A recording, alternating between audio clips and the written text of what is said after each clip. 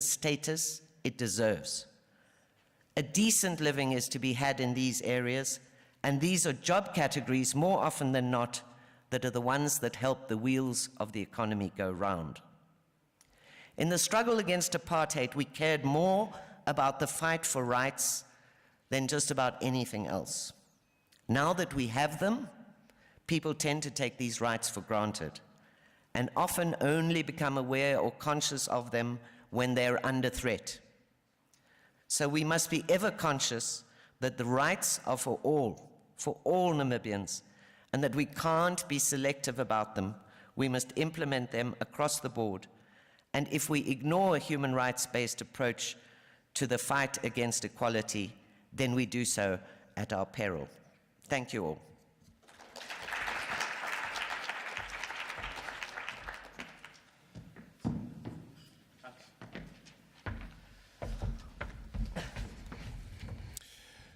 Thank you very much, Ms. Lister, for that delivery. We're going to take a few questions quickly for her before we move on to the panel discussion, because the panel discussion does not warrant any questions afterwards. So let's see by a show of hands. I think if they have one or two questions concerning the contribution, please.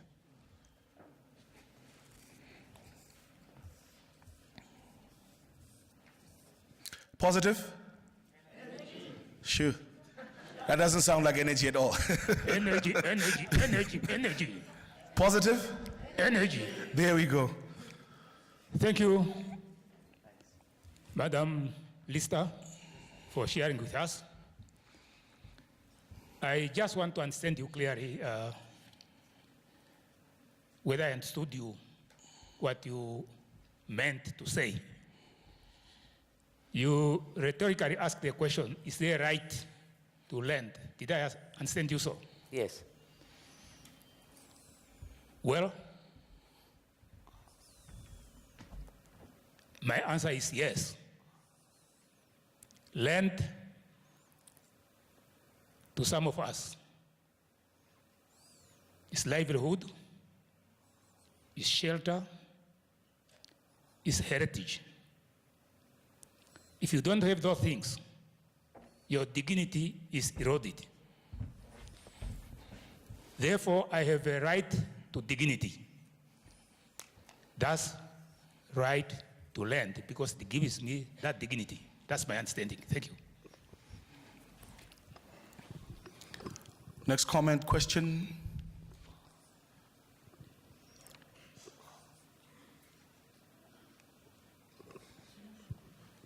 Yeah, Katrina.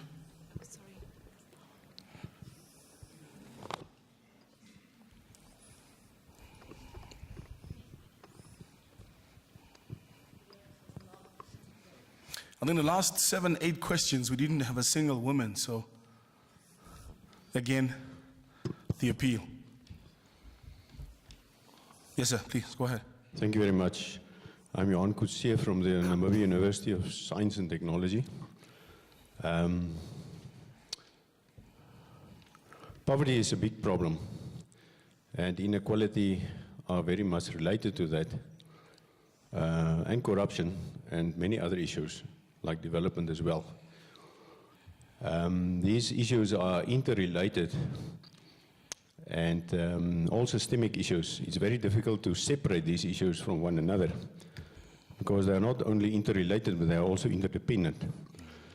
But I will not go into that systemic dialogue about that. I would like to make a few comments about the land issue. And just for a reality check in terms of international, what is the international perspective about land?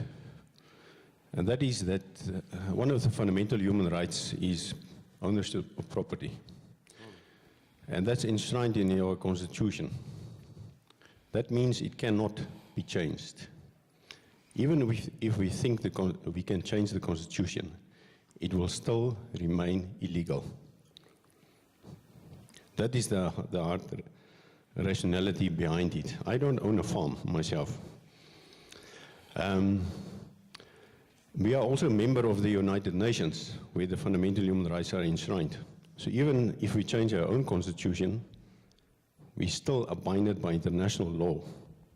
That means even if we produce on land that's been expropriated, internationally we will not be recognized.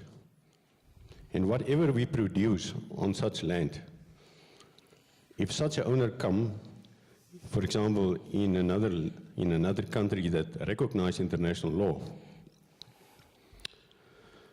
and not the expropriation of land in Namibia, and from the response what South Africa got actually, we have seen a number of that is most probably due to happen, that type of response. That means that such produce, if I'm the owner, or previous owner of land that's been expropriated, I can file a court case in United Kingdom so that I am reimbursed for such produce because I still remain the legal titled owner of the land. Thank you for Thank you. Thank you for your contribution. We had another hand. Oh, a woman. Hi, welcome. Can we please give her the mic? A round of applause. We've been waiting. Good afternoon again. Just to comment on what he said about international laws. Namibia is a sovereign state in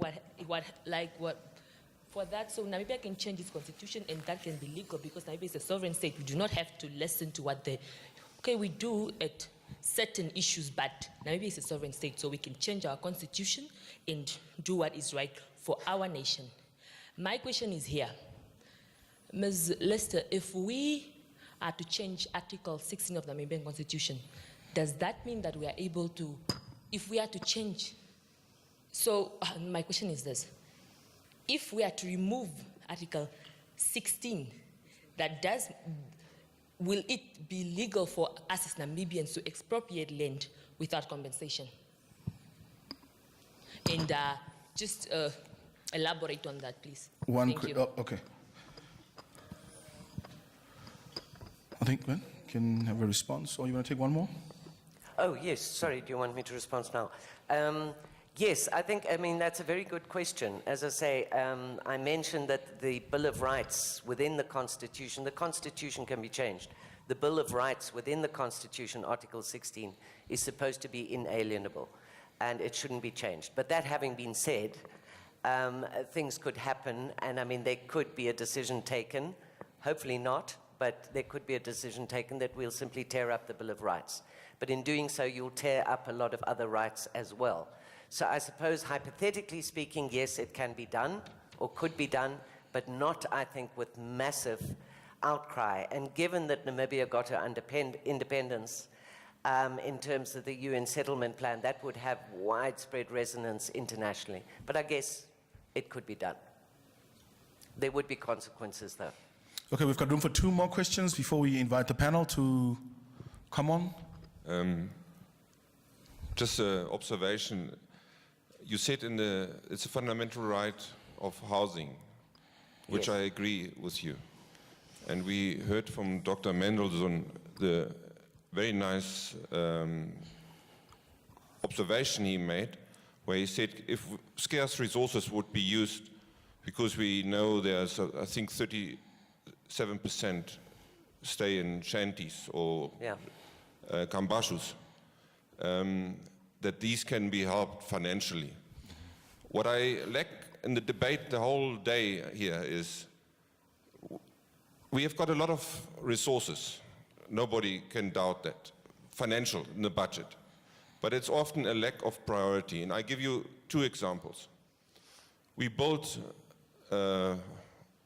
fuel storage in Walfish Bay. It's in the media. The engineers who worked on this project says it will cost about 1 billion. In the beginning it is 680 million and then 1 billion. Suddenly the whole thing cost 5.5 billion or 6 billion. Now if you take from that 5.5 billion, 4.5, which normally the oil fuel storage would have cost, you can house virtually everybody in Namibia who's got a kambashu.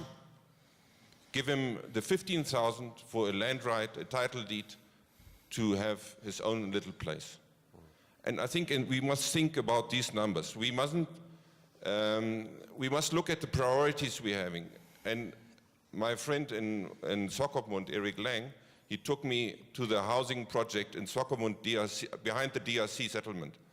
There are more than 1,000 houses standing empty, built, for 1 billion, I think. So these monies were spent, and the people are not benefiting from this money. And these questions are not raised at this conference. And last observation. If we talk about inequality, I agree with Dr. White. Inequality is a result of poverty. And if you address poverty, you will address inequality. But if you look at it in a bigger picture, if you create employment, Nangula said economic growth, and I think she means also economic growth with employment. But if you have got a combination of economic growth and employment, you can resolve a lot of issues, hardships, inequality, poverty. And I think that is where we should have our mindset on. Thank you. Thank you. We've got one more contribution there, and then we close off the session before we move on to the panel discussion.